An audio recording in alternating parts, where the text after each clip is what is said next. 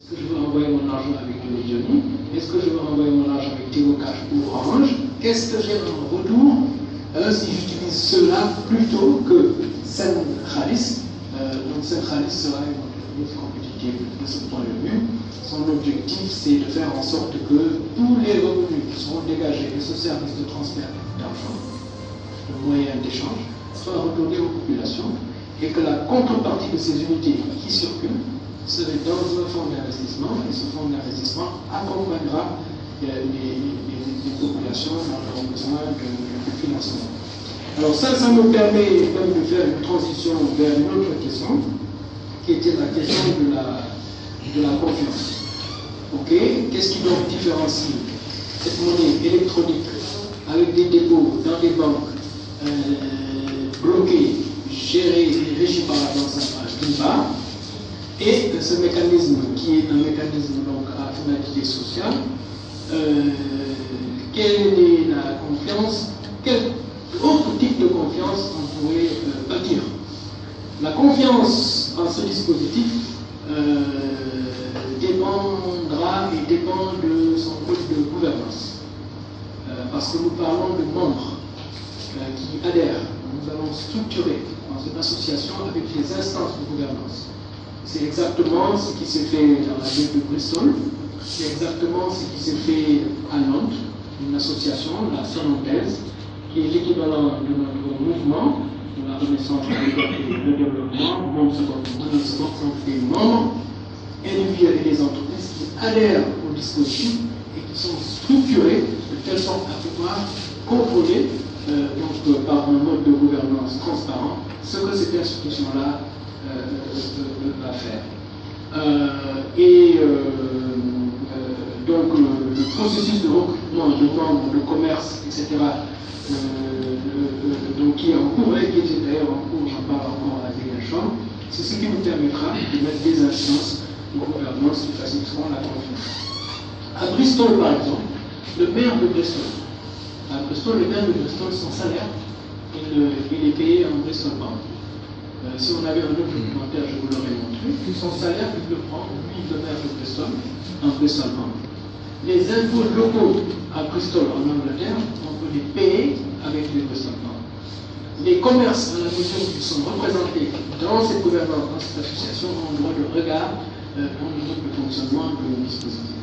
Et je vous disais tout à l'heure que le fonds commun d'investissement et de garantie, on est passé rapidement dessus, sera dirigé par d'éminentes personnalités du pays qui ont une probité vraiment incontestable, et les adhérents eux-mêmes, utilisateurs et accepteurs structurés dans l'association auront un droit de regard et donc pourront tirer des avantages du mécanisme et vont encourir des risques également, mais des risques compris.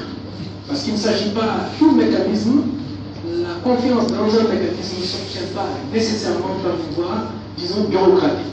Il ne s'agit pas tout simplement d'un fonctionnaire dans son bureau d'édicter des lois et des règlements et ensuite de faire la police par rapport à un mécanisme. Il y a d'autres façons également, tout à fait démocratiques, de mettre en place un mode de gouvernance transparent qui ferait en sorte que la confiance soit encore plus totale.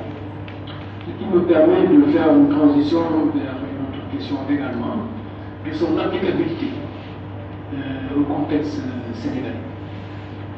Je vous ai dit tout à l'heure que, en fait, moi, lorsque je réfléchissais sur ces questions, mon objectif, c'était même pas les monnaies complémentaires. Je l'explique toujours à mes amis. Mon objectif, il était autre. J'étais en train de me poser la question de savoir comment est-ce que je peux faire pour bancariser nos populations africaines à cause de la théorie que je vous ai montrée tout à l'heure, sachant que les capacités et les besoins sont là. L'argent doit être entre les deux.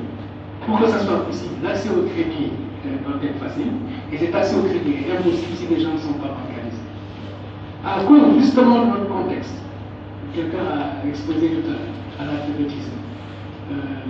Ils ne veulent pas avoir de compte. Leurs revenus sont assez faibles, n'est-ce pas? 50 000, 100 000 francs, ça tient dans une poche. Même 200 000, ça tient dans une poche. Quand on a reçu son salaire, on a payé son loyer. Voilà, il ne reste plus grand-chose, on a acheté les provisions du mois, le reste, ça tient dans une poche. Si je dois déposer ça à la banque et y aller tous les 2 jours ou 3 jours pour récupérer, ça me coûterait beaucoup plus d'argent parce qu'il faut le transport, il faut aller au retour, il faut une queue. M. Cissé ne me dira pas. Voilà, mais non, je préfère garder mon argent dans ma poche. Donc pour un certain nombre de raisons, revenus faibles,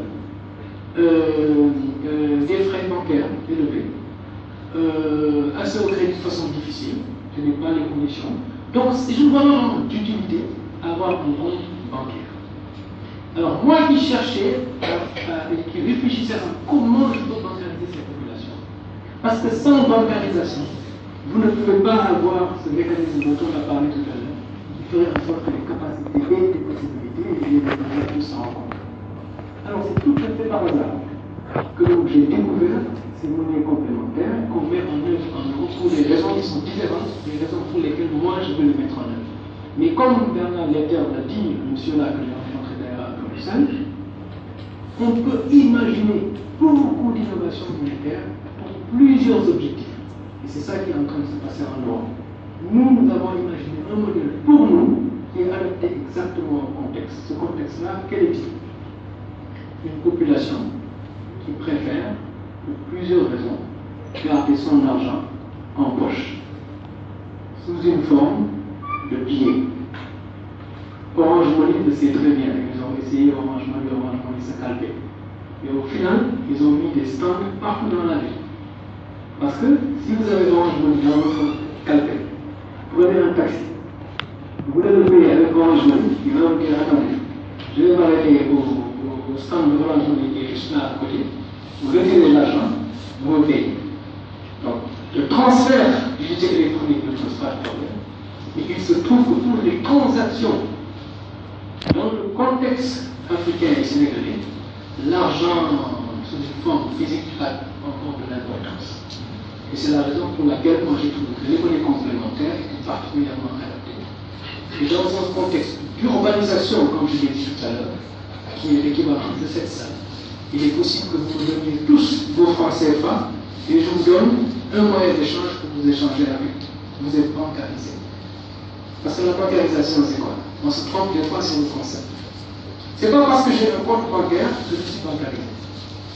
J'ai un compte bancaire, on me vire mon salaire, je le récupère le lendemain, je le mets dans ma poche. Quand on va faire les statistiques, on va considérer que je suis bancarisé. Je ne suis pas bancarisé. Être bancarisé, c'est avoir son argent en banque.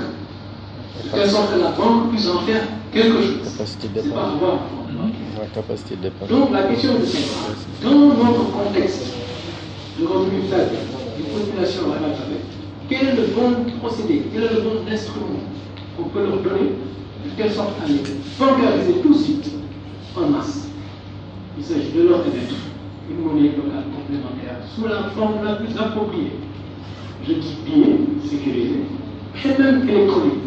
Les OSCO que vous avez montrés tout à l'heure, ils n'ont même pas électronique, ils sont dans un pays totalement bancarisé en Europe.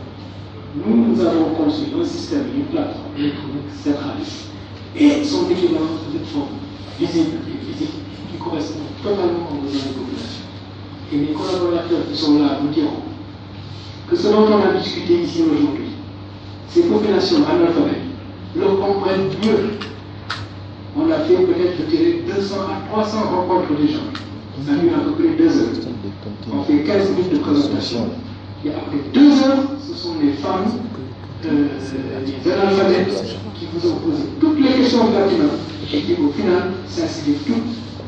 C'est ce que nos collègues, encore une fois, faisaient à Ziguinchor et se sont retrouvés en prison pour leur avoir expliqué de quoi il s'agissait. Donc voilà un peu, je pense avoir fait le tour. Nous avons bien sûr fait des études, ça fait 3 ans que nous travaillons sur cette question.